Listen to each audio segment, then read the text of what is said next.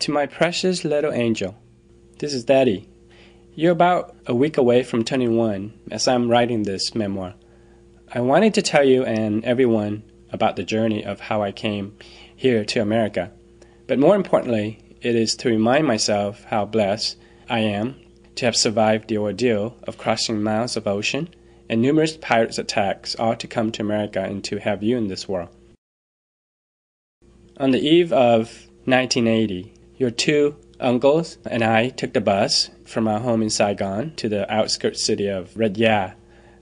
It's one of those few destinations that both people favor because of its close proximity to the ocean and to Thailand, the temporary haven of choice prior to being accepted to America or other European countries that accepted immigrants from Vietnam at that time. It was approximately around midnight and in total darkness when your uncles and I stepped down onto this tiny fishing boat. We curled up in a fetal positions and remained that way for the next 10 hours. During those long and anxious hours, the only sound we heard was the sound of water hitting against the side of the boat and the wooden posts used to tie those boats together. It was not until almost a day later when we were allowed to stand up and peek outside. Well, what a sight it was. Water, nothing but calm, blue ocean water. I can't recall whether I was excited or scared. Maybe both, but one thing was certain, we were at the mercy of Mother Nature and God. The journey up to this point couldn't have been any smoother. The sea was mostly calm, so were the people, the weather couldn't be more cooperating, and everything seemed to go as planned during the first couple of days, well, until we sighted a large unidentified ship ahead.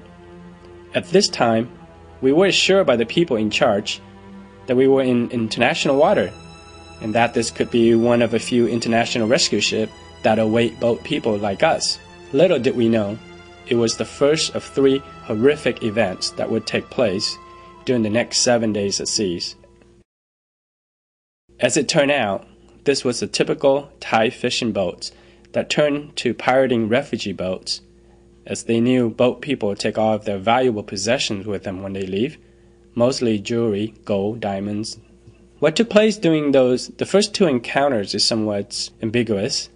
On one hand, the Thai fishermen did feed us with the fish that they had caught, but on the other hand, they took all of the valuable belongings that they could find, and even sexually harassed and raped some of the women. I was fortunate not to have to witness these horrific incidents, but was later told by the people on board that these events did take place in private.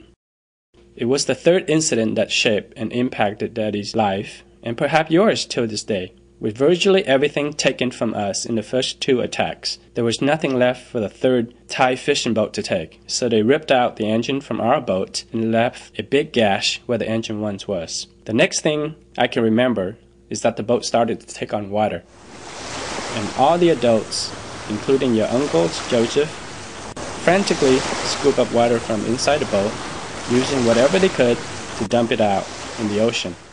As for me, I cry and pray, hugging tightly to a plastic container given to me by your Uncle Joseph, which would use to hold fresh water. It was nighttime, and a third of my body was submerged under icy water. I was certain that it would take a miracle for all of us to survive. And that is exactly what happened during the following minutes. Daddy's prayers were answered. Out from nowhere, another Vietnamese refugee fishing boat came cruising along, saw our dire situation, and towed us along with them to shore. We live essentially on steamed rice, salt, and a couple of fishes the size of your hands right now for the next 3 months. We slept on an open 7 by 7 foot wooden hut at one of the refugee camps right on the beach for the next 3 months until we were sponsored by a great uncle in the United States. We were fortunate to be one of those that had only to stay there for 3 months. Most people stay more, sometimes up to 2 years. We arrived at Camp Pendleton in San Diego around June of 1980 and have lived in California ever since. My sweet princess, what I want you to take away from this short memoir is this. I strongly believe that there is a reason why Daddy is here and alive today and did not die at sea as thousands of Vietnamese boat people did. That reason is more compelling and obvious now that you are born. You are very special to Daddy and Mommy. Someday, you are going to make a great contribution to society. This world will be a better place because of you. Don't you ever forget that.